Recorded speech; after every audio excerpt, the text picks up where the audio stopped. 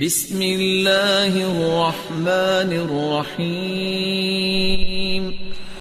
آپ صلی اللہ علیہ وآلہ وسلم جب رمضان المبارک کا آخری عشرہ شروع ہو جاتا اپنی کمر کس لیتے اور ان راتوں کو جاگ کے گزارتے اور اپنے گھر والوں کو بھی اٹھایا کرتے، بیدار کیا کرتے۔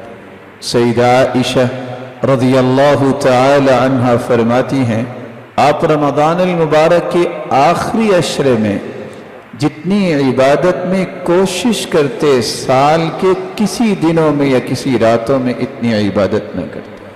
ہمیں ان 10 دنوں میں جو کام کرنے ہیں ان میں سب سے پہلا کام یہ ہے کہ ہمیں اللہ کے رسول صلی اللہ علیہ وآلہ وسلم کی سنت سمجھ کر اور آپ کا حکم سمجھ کر لیلۃ القدر کی تلاش کرنی چاہیے۔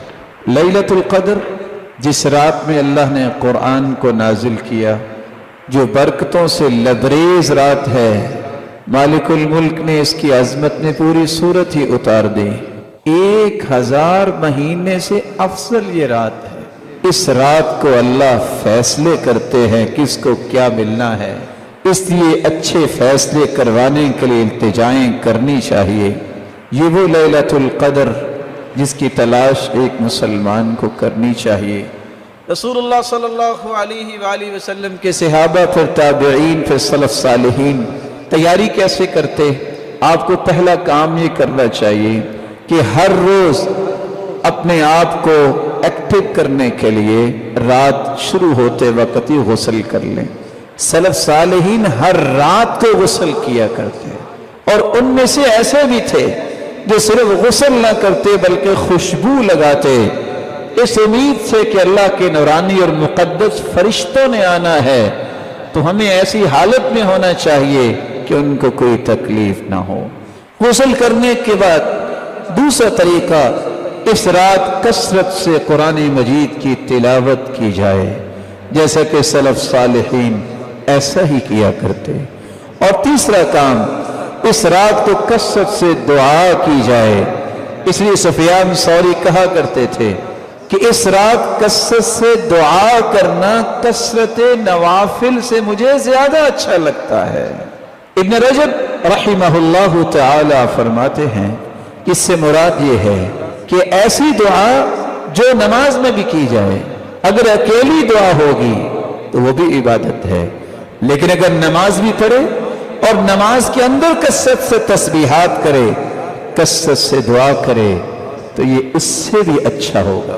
چوتھا کام، اس رات کے اندر جو قرآن، جو نماز پڑھے، غور کر کے پڑھے۔ اللہ کے رسول صلی اللہ علیہ وسلم کی پوری زندگی گزری، عشاء سے لے کر فجر تک آپ نے مسلسل قیام نہیں کیا۔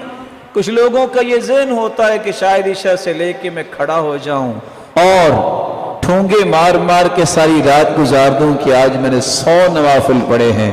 سید المرسلین نے یہ کام نہیں کیا۔ سید المرسلین نے جو کام کیا ہے اس قدر خوبصورت کیا ہے، لیکن تھوڑا کیا ہے کہ آپ اگر 11 رکعتیں بھی پڑھتے ہیں، 8 رکعتیں بھی پڑھتے ہیں، اس طرح دل لگا کے پڑھیں، غور کر کے پڑھیں، خشوع کے ساتھ پڑھیں کہ ادھر تمہاری زبان پہ یہ کلام جاری ہو، ادھر اللہ کی رحمتوں کا نزول جاری ہو جائے۔ اللہ عز و جلال ہم سب کو توفیق سے نواز دے۔ اس رات کو کثرت سے صدقہ کرنا چاہیے، یہ 5واں کام ہے۔ چھٹا کام، رسول اکرم صلی اللہ علیہ وسلم کا طریقہ مبارک تھا، آپ ہر سال اعتکاف کیا کرتے اور اس کے بعد پھر آپ کی بیویوں نے بھی اعتکاف کیا۔ اعتکاف مرد ہو یا عورت ہو، اس کا مسجد میں ہی ہوتا ہے، اور اعتکاف کا مقصد یہ ہے اللہ کے ساتھ خلوت کے وہ اوقات تلاش کرنا، لوگوں سے کٹ کے، لوگوں سے الگ ہو کے اللہ ذو جلال کے ساتھ گفتگو کرنا اور اس سے التجائیں کرنے کے اوقات کو استعمال کرنا۔ رسول اللہ صلی اللہ علیہ وآلہ وسلم نے ان 10 دنوں میں ایک اور بات بھی امت کو سمجھائی ہے، اور وہ چھٹی بات بھی امت کو نہیں بھولنی چاہیے کہ سال گزرنے کے بعد یہی وہ مبارک دن ہیں जिन दिनों में अपने मालों की ज़कात अदा करनी चाहिए। जो शख्स ज़कात दे देता है उसका माल पाक हो जाता है, उसके माल के अंदर सलाहियत पैदा हो जाती है बढ़ने की, उसका माल जो रह जाता है वो दुरुस्त होता है। अल्लाह उस माल में बरकत को नाजिल कर देते हैं और उसको बढ़ाना शुरू कर देते हैं। जो शख्स ज़कात देता है वही मोमिन है, जो ज़कात नहीं देता वो मोमिन नहीं होता। बल्कि कहा सच्चा मोमिन वो है जो ज़कात देता है। रसूलुल्लाह सल्लल्लाहु अलैहि वसल्लम पर कुरान नाजिल होता है।